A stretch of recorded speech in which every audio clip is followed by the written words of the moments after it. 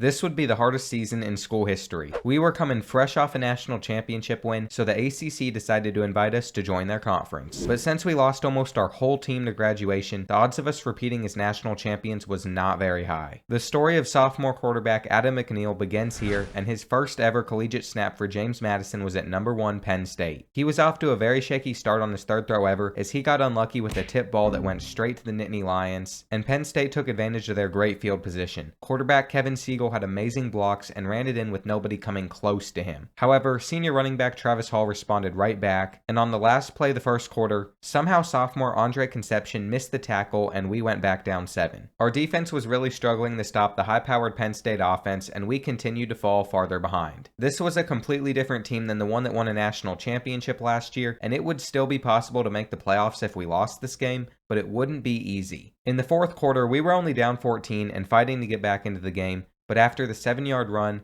Adam McNeil was not getting up. And then on the next play, Travis Hall couldn't hold on to the ball, and that turnover would ruin any chance of a comeback. Fortunately for us, there was still a long season ahead, and we had a great opportunity to bounce back at number 22, Florida State. This was our ACC debut, and on our first drive, Adam McNeil drove us all the way down the field, but he couldn't get the ball out in time, so we settled for 3 instead. At the end of the first quarter, we shoved the ball down Florida State's throat all the way down the field, and Buster Smith finished it off for us. We were able to take full control of the game by simply running the ball consistently, and our double-headed running attack was giving the Seminoles all sorts of problems. Unfortunately, because of our success, quarterback Adam McNeil felt like he could start to sling it, and that didn't go well as he turned it over immediately. So to make sure that we held on to our lead, we went back to running the ball, and in the end, my biggest takeaway from this game was that Florida State was still not back. We had gotten a big win over the Seminoles, but our tough start to the year was not over. We were hosting an undefeated Clemson team, so we decided to do the same thing to them that we did to Florida State, and I was really proud of the rushing attack we had created. But then, Travis Hall did it again. He couldn't hold on to the ball, and not only did he turn it over, but Clemson picked it up and they took it all the way back to the house to tie the game up. But then, the referees reviewed the play, and they decided that Travis Hall's knee was already down, so we got to go up 10 instead. Midway through the second quarter, Travis Hall was able to get the outside leverage, outrunning everybody easily, and our defense was playing amazing. We had a chance to score again before the half, but junior wide receiver Brian Meeks couldn't hold on to the ball, and of course, it resulted in a turnover. Fortunately, that play would have no effect on the result of the game, and I'm not kidding when I say that the Tigers had no answers for our consistent running. Travis Hall was able to finish off this play for his 3rd touchdown of the game, and he was playing on another level. It was nice to finally have an easier opponent in Arkansas State. I decided to throw them on the schedule so we could play against somebody from our old conference, the Sun Belt. And Travis Hall appreciated that as well because he had 3 touchdowns before halftime. He was destroying the Red Wolves with his breakaway speed, and it was a joy to watch him dominate opposing defenses like it was nothing. Once again, Travis Hall had put up an insane stat line, and it put him on the Heisman watch. We were playing at North Carolina the following week, and we were off to a bad start, giving up this long 3rd and goal. However, it was a rain game, so the weather favored our style of play, but it wasn't going well for us. Near the end of the half, we only had 3 points, but then Adam McNeil made a play he would never forget. He took off and outran the North Carolina defenders with ease to tie up the game and flip the momentum. Midway through the 3rd quarter, we were able to capitalize with the triple option and take this 7-point lead on the Tar Heels. And this game was honestly a snooze fest. It was a defensive battle, and all we did was run the ball over and over. The great part about our rushing attack was whenever Travis Hall would get tired, Buster Smith could come in and bust it open for 20 yards. So we rarely needed to pass the ball because it seemed like every time we ran it, things went well for us. Once again, we came out on top, and we had finally found our identity as a team.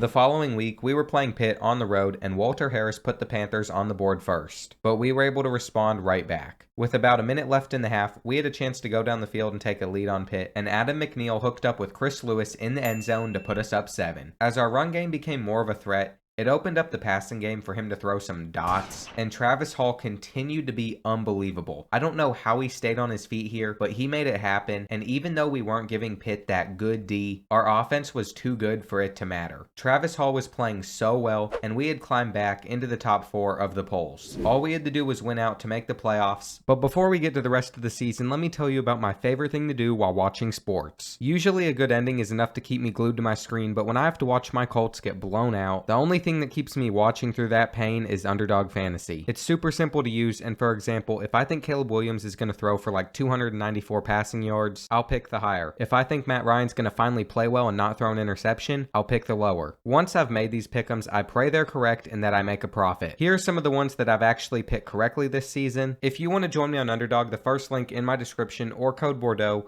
will double your first deposit up to $100, and I hope to see you all over there. Our game against Duke was definitely not circled on the schedule, and we continued to dominate by running the ball over and over. Travis Hall was honestly a monster. I don't know how he managed to always stay on his feet, but he did enough to get us the win, and we were sitting at the top of the conference. By the 8th game of the season, we finally had our first big passing play when Adam McNeil hit our only senior receiver, Jarvis Kendrick, for a 44-yard gain. And then we scored a few plays later. The games were so slow and boring when we ran it all the time, but it was effective, so we had to keep doing it. At the end of the third quarter, Miami was able to get within one possession, but it didn't matter because Travis Hall was that guy, and he responded right back. We cruised our 7th win of the year, and the following week we were hosting Georgia Tech at home, and Travis Hall picked up right where he left off. He used his breakaway speed to take the first play of the game 74 yards to the house. To end the first quarter, freshman Donnie Holmes caught his first touchdown ever, and to end the half, Travis Hall scored again. Adam McNeil had evolved into exactly what we needed at the quarterback position, and for someone that started as a pocket passer, he was becoming quite the runner. He was also becoming more comfortable in keeping the ball, and it was turning into massive plays like this one to end the game. Our rushing attack performed better than ever, and we were playing Virginia for the first time in years. Travis Hall started the game with 6, and on our next drive, Adam McNeil delivered a dot to junior wide receiver Brian Meeks.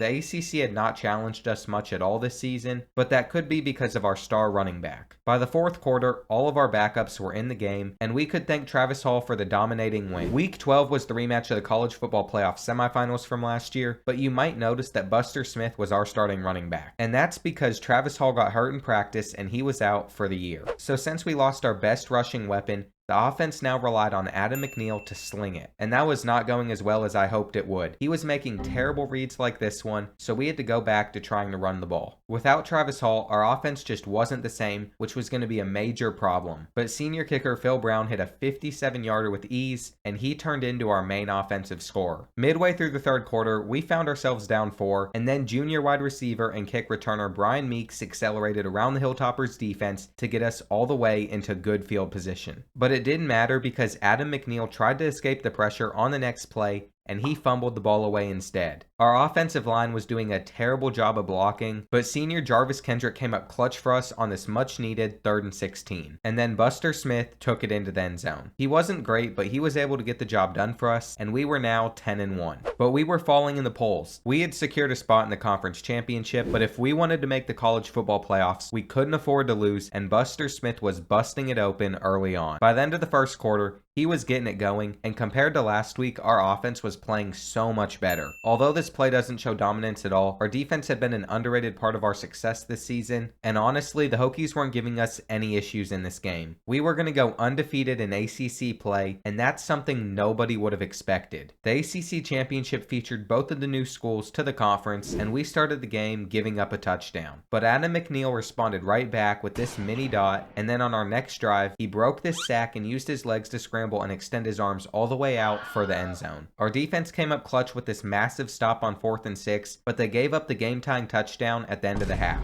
We were struggling to stop the Notre Dame passing attack as they took the lead on this 14-yard pass midway through the 3rd. And then the Irish held our offense scoreless throughout the whole quarter and started off the 4th with another touchdown throw. We were able to get the game within one possession with this touchdown, but we still needed to get a stop on defense to get the ball back. And that is exactly what we were able to do. Strong safety Mike Silva came up with the massive interception, and then it happened. Donnie Holmes took this pass 19 yards to the house to tie up the game with 18 seconds left. So it was time for overtime in the ACC championship, and we needed to get a stop. But we weren't able to do that as Notre Dame scored easily by running just 2 plays on us, and then Chris Lewis didn't put his hands up to catch the ball, which meant the Irish had a free interception, so we lost the ACC championship. And now we'd find out if we could still make the playoffs, but first, we had to check out about our season stats, and the loss of Travis Hall really hurt our team. Our receiving core was much weaker this season, but we had a center that won 2 awards and a linebacker that won 3 of them. Obviously, Travis Hall also won a couple of awards, but we missed the playoffs, so we had to play number 10 UCF in the Sugar Bowl. And we ended the first quarter taking a 14-point lead on the Knights. Chris Lewis was trying to redeem himself for missing the catch in overtime in the ACC championship, and he had 3 touchdown catches before halftime. Our first half offensive performance was enough to get us the win, and we finished the year with a Sugar Bowl victory.